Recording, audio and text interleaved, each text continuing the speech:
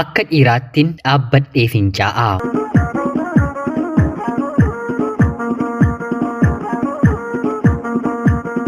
Yeroodhaaf maqaa kiyya himachuun barbaadu kanan dhaladheetti guddadhee Jiituu Magariituu Oromiyaa keessatti barnoota kiyyallee kutaa 1-10tti seeraan baradheera.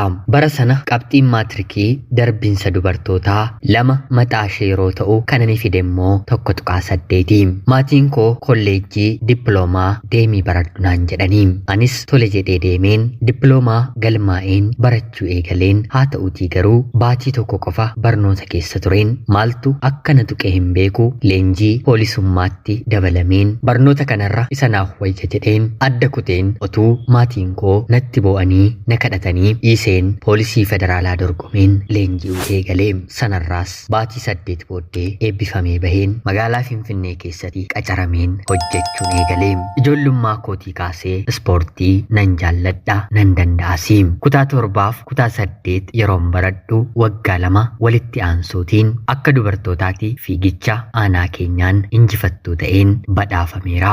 Godinaaf calalamee darbus haa ta'uutii garuu godinatti 10ffaa ba'een gara Oromiyaatti otoon darbiin si'a 2 hafeen kanumaan keessaa abdii kuteen fiigicha dhiisee ispoortii teekwaandoo eeroobiksii garuu hanga har'aatti illee nan jaalladha.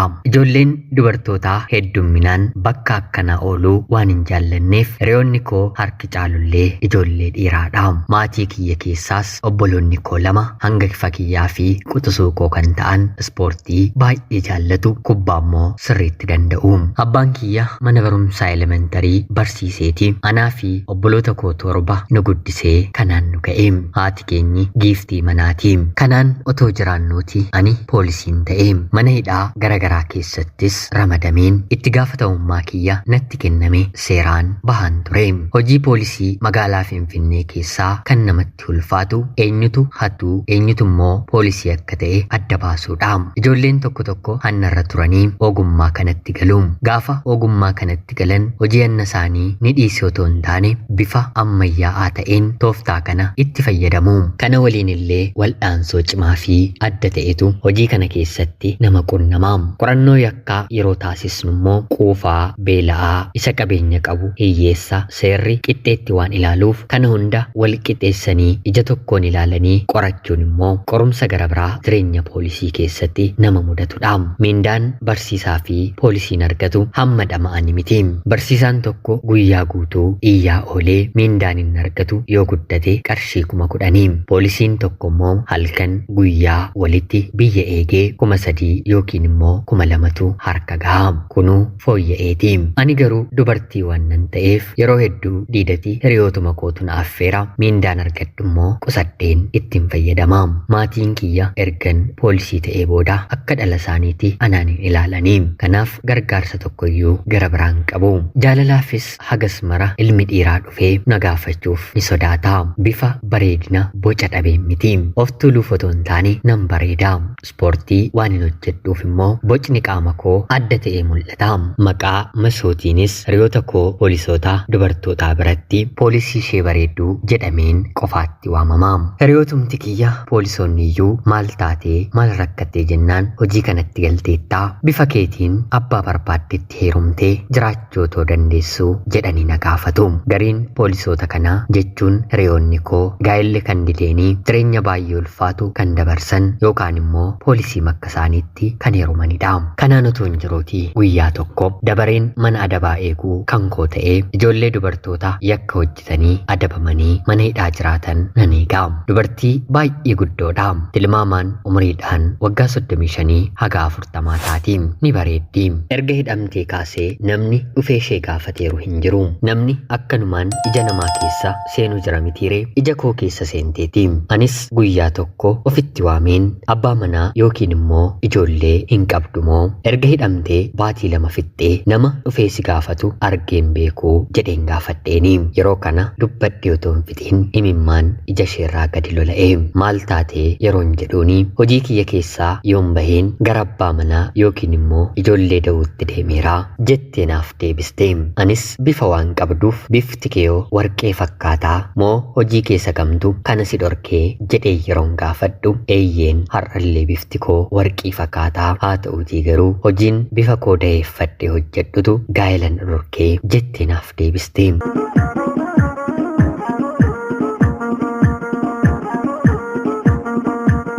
Anis hojiin kee maalii jedhee yeroon gaafadhuuni yeroof ifatti nattaasa'uun barbaanne hojiin koo hojii gaariidha maallaqa gaariis namaaf argamsiisu haa ta'uutii garuu isa akka koo jaalala maallaqaan keessatti kufeef immoo dhumarratti mana adabaatti darbataa jettee naaf deebiste. Hidhamuu ishee malee dhimma itti hidhamte kan qoratu ana miti. Anis yakka maaliin hidhamtee taa jedheen gaafadheeni. Yeroo kana isheenis mana shiishaa guddaan qabuun ture ijoolleen dubartoonni hiriyoonni koo poolisiitti na jalaa beeksisanii meeshaan kiyyas qabame namni mana kiyya keessattis ajjeefamee ture yakka kana lamaan shakkameen asin jira furmaata immoo waan hin argadhu natti hin fakkaatu jettee naaf deebiste.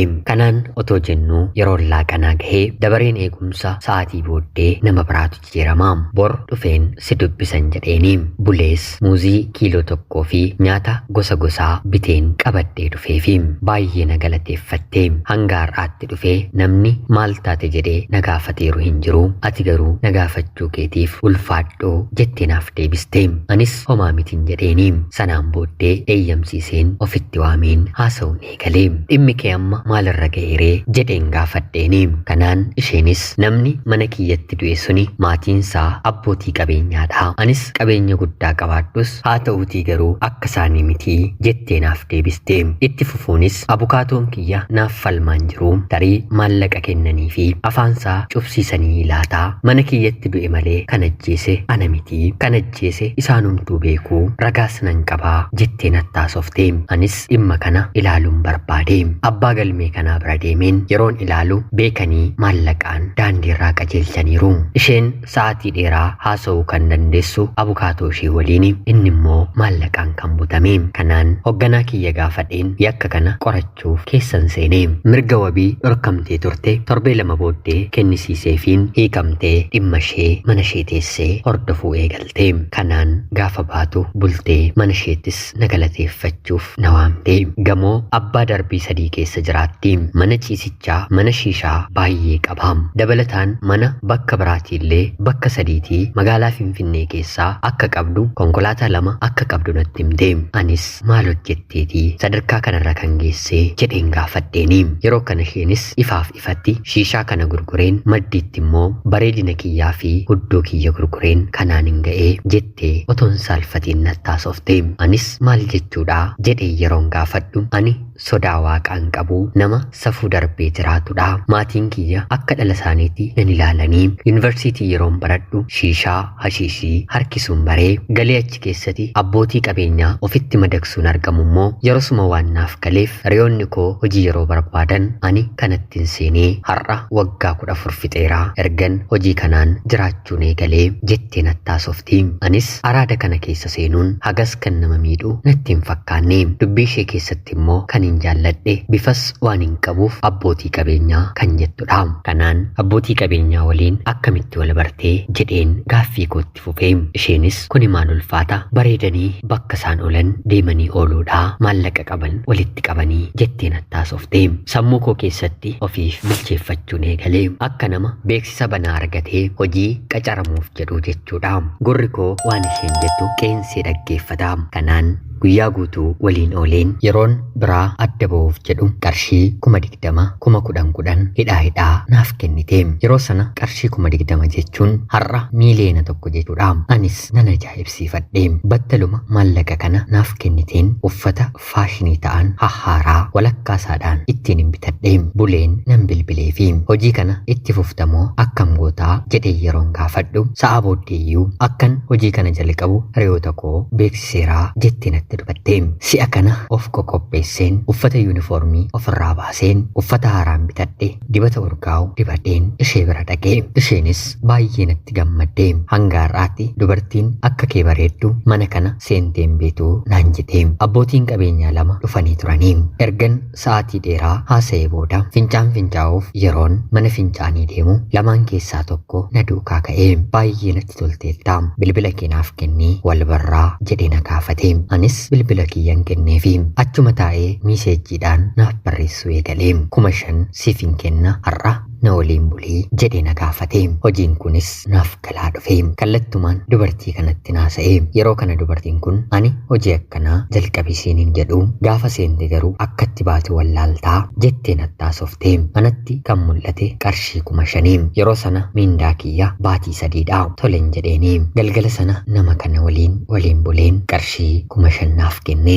Dubartii kanatti deddeebi'aa namoota hedduu waliin wal baruun ciisuun eegalee shiishaa hashiishii tamboo kanas akka nama haaraa baruutti otoo hin taane dur keessatti guddateeti harkisuus nan baree. Kana narraa eegamu of bareechuu of qixeessanii bakka sanatti argamuudha. Kanaan baatii 4 yeroon hojjedhu hojii irratti hin argamtu jedhameen takkaa miindaa sanaan booddee immoo akeekkachiisa dhumarratti guyyaa 2 hidhameen hojiirraa ari'ame. Hojiin kun ajaa'iba ta'eera mitiire. Dubartii kana hordofeen icciitiidhaan magaalaa Finfinnee keessatti anis mana shiishaa hashiishii banadhee meeshaa na barbaachisan ofii ishee naaf guutte. Waggaa tokko ergan hojjedhee boodas mana gamoo G+2 kutaa qabu kireeffadheen keessatti hojjechuu eegalee. Maallaqni akka bishaanii natti yaa'a. Abbootiin qabeenyaa jiru jedhaman mana kiyya dhufuu jalqabanii. Neetwoorkii hojii sanaa bareen sirriitti hojjechuun eegalee. Turtii waggaa 4 hojjedheen akkuma dubartii kanaa anis nan soorome. Kanan fedhu konkolaataa manaa nan bitadhee. Darbeen mana sadarkaa isaa eeggate G+1 nan bitadhee. Kanaan wantan godhe wanta narra gahe dubartii kanatti deemeen haasa'ee. Isheenis akkana jechuun nattaasofte. Yoo dandeesse hojii kana keessaa hojii gara biraa jalqabiitii har'a bahii maallaqa kan jedhamuuf argatteetta. Kanaa ol hin si ga'a. Gaa'ela ijoollee malee haftaa akka kiyya dhukkubsattuu akka hin taane jettee nattaasofte. Yeroo ani waggaa 4 jabaadheen hojii kana hojjedhu isheen immoo dhukkubsatee namni balbala ishee ga'u hin jiru. Sanarratti immoo dhibee HIV AIDSiinis qabamteetti. Anis tole jedheen namarraa baruutii hojii kana har'isuu jalqabeen dhumarratti jaalallee qabadheen gaa'ela dhaabbadhe. Innis abbaa qabeenyaadha. Jireenya dhaabbataa garuu godhateen beeku. Umriidhaanis xiqqoo narra jira. Kanaan gaa'ela booddee nan ulfaa jedheen abbaa manaa kiyyaaf nan ulfaa'eefi ulfi kiyya baatii 6 ana jalaa bahee. Ammas lammata nan ulfaa'ee baatii 3 ana jalaa bahee. Kanaan rakkoon kiyya maali jedheen mana yaalaa deemeen yeroon ilaalamu fayyuudhaaf parsantii 50 qabdaa. Gadameessi kee daa'ima baachuu hin danda'u. Yaalamuuf immoo maallaqa haga kanaa si barbaachisaa jedhanii na gaafatanii. Maallaqa guddaadha. Tole dhalaarraa naaf hin caalu jedheen kanfaleen wal'aaname. Haa ta'uutii garuu hin milkoofne. Anis gorsa hakiimiin naan jedhan dideen sadaffaarratti nan ulfaa'ee. Hanga baatii 9 daa'imni gadameessa koo keessa ture. Hin amanne. Akkuma dubartii ciniinsuun natti dhufe.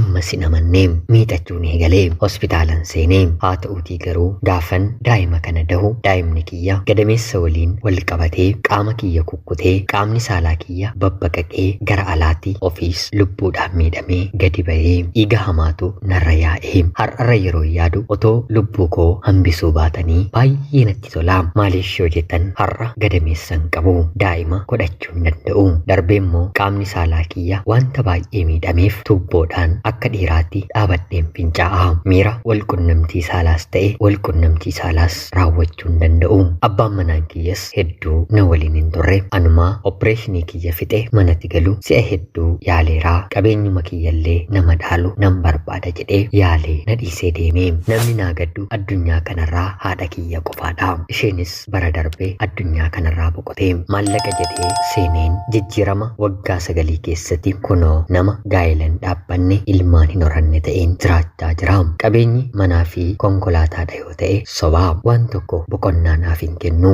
Gaa'elli qabeenya hundumaa caaludha.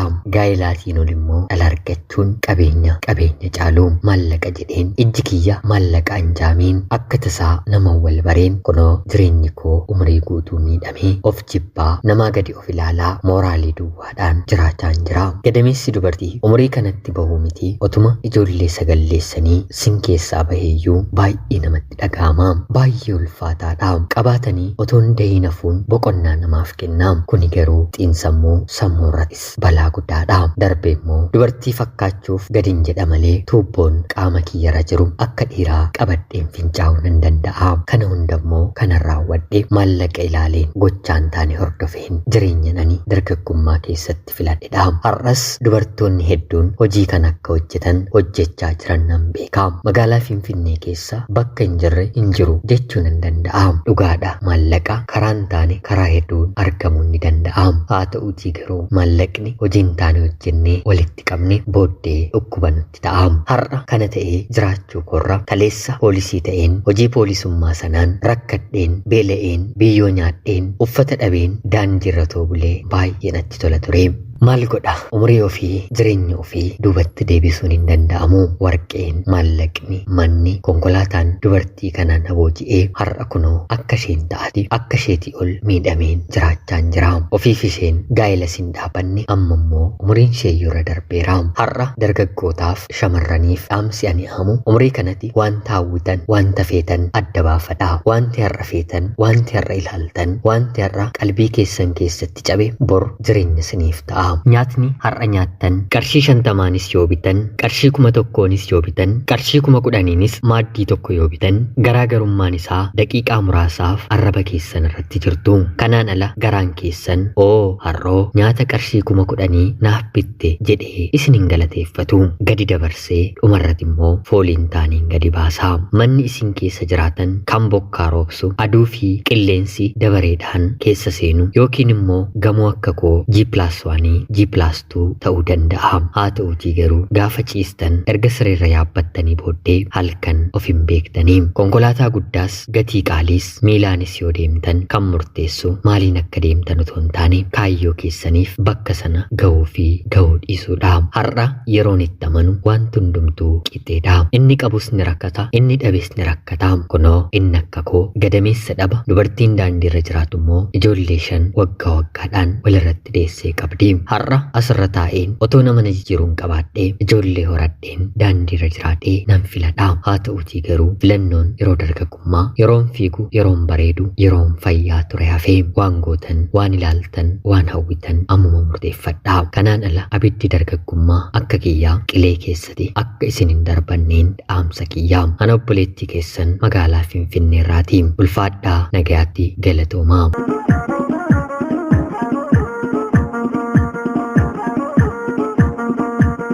Yooyyaa shamaa akkam jirtu kabajamtootaaf hordoftoota qophii keenya nagaaf jaalalli tokkummaan bakka jirtan hundaatti hunda keessaniif haa ta'u jecha guyyaa har'aallee seenaa ajaa'ibaa baay'ee nama gaddisiisu tokko isiniif dubbiseen hin kaa'e akka isin irraa barattaniif hubannoo cimaa ta'e tokko irraa argattan homaa shakkii tokkollee hin qabu. Haga yoonaatti yeroo keessan naaf kennitanii dhaggeeffachaa turuu keessaniitiif illee guddaa galatoomaa jecha laayik sheerii fi sabskiraayib gochuullee hin dagatina. Namoonni xalayaa jaalala seenaa jireenyaa nama barsiisu qabdan karaa telegiraamii karaa lakkoofsa bilbilaa kiyyaa duwwaa 937 yookiin immoo @xalayaa jechuun karaa telegiraamii naaf erguu ni dandeessu. Laayik sheerii fi sabskiraayib gochuun dagatina. Qopheessuuf qindeessuun isin waliin kanan ture ani Gammachiis Tashoomeeti. Qophii seenaa barsiisoo gara biraatiin guyyaa boree hanga walitti deebinutti bakka jirtan hundaan turtii gaarii horaa bulaa.